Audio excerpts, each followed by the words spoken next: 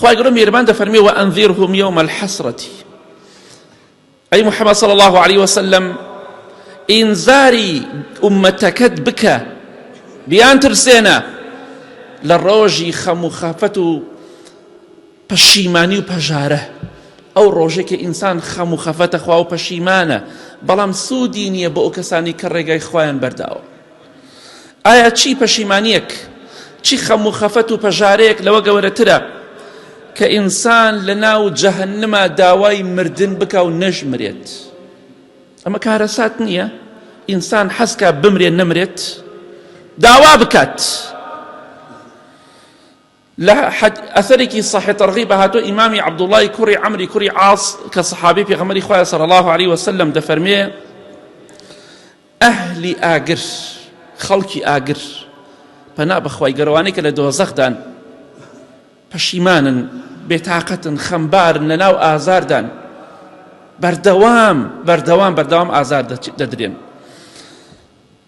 بانگ دەکەن لە مالیک، دەڵێن ئەی مالیک، و مالیک دەرگەوانی دۆزەخە، سەلامی خوای لەسەر بێ، دەڵێن ئەی مالیک تۆ سەرپەرشتیاری دۆزەخی،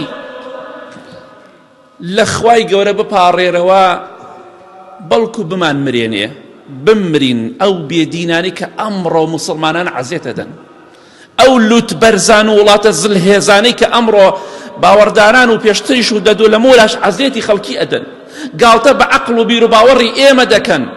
ڕۆژێک دێت لە ناو جەهەنەمدا ئاواتی مردن دەخوازن، بەڵام ناشمرن.